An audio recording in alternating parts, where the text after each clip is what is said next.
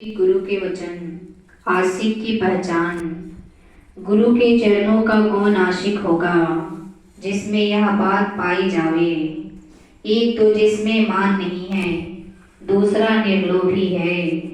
गुरु और संगत में अपना तन लगाता हो। चौथा जिसमें क्रोध नहीं है। पांचवा संतों की साधुओं की जिसके चित्त में कदर हो और इनका आदर करता हो। छठवा जिसमें हर वक्त चिंता हो कि नर शरीर भजन के वास्ते पाया है और हर वक्त भजन में लगा रहता हो। ऐसा जीव गुरु के चरणों का आशिक होता है। कौन गुरु चरणों का आशिक नहीं होता?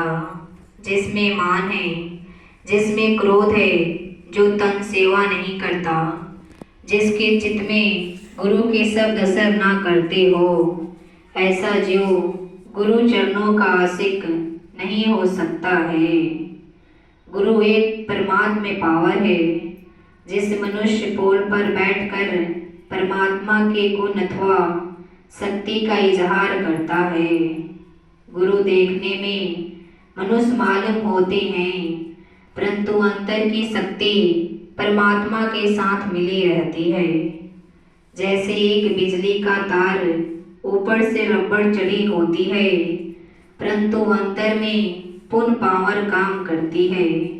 उसी रबड़ को हटाकर मनुष्य तार के साथ जोड़ देता है, तब उसकी शक्ति का इजहार होता है और देखने में पुण्य रूप से मालूम होता है। गुरु मिलने पर इस प्रकार तुम्हारे अंतर में शक्ति काम करती है। जब गुरु तुम्हें मिलते हैं तो अपनी कृपा से जो तुम्हारे ऊपर रबड़ की तरह खोल चढ़ा हुआ है, जिसके कारण अपने आप की शक्ति को नहीं पहचान पाते हैं, गुरु रबड़ की खोल को हटाकर यानी कर्म आवरण को हटाकर इस सूरत को नाम पावर के साथ जोड़ देते हैं। जब सूरत नाम पावर के साथ जुड़ती है, उस वक्त अपनी निजी शक्ति का विकास होना शुरू हो जाता है। सेवक के कर्तव्य। साधक गुरु कृपा का सहारा स्वाभिमान को त्याग कर लेता है, क्योंकि जब तक स्वाभिमान रहेगा तब तक शक्ति का विकास नहीं हो सकता। कारण जड़ मोटे खोल जड़ता का स्वाभिमान रहता है, जिसके कारण सूक्ष्म शक्तियाँ प्रकट नहीं होती है।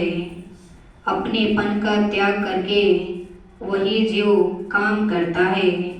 वह तो साधक बनकर कुछ प्राप्त कर सकता है, पर अपने कर्म का अभिमान है तो साधक कभी भी गिर सकता है। सरलता साधक की इसी में है कि जो कर्म करे वह आज्ञा के अनुसार गुरु को अर्पण कर दे, उससे साधक का बंधन नहीं रहेगा। कुछ लोग साधन करते हैं परंतु उन्हें तरक्की क्यों नहीं होती? इसका मुख्य कारण यह होता है कि जब साधन में बैठते हैं उस वक्त उन्हें गुरु शब्द का ध्यान नहीं रहता है। साधन करने वाले के इरादे पहले से होने चाहिए। इरादों के अनुसार साधक का साधना चलता है।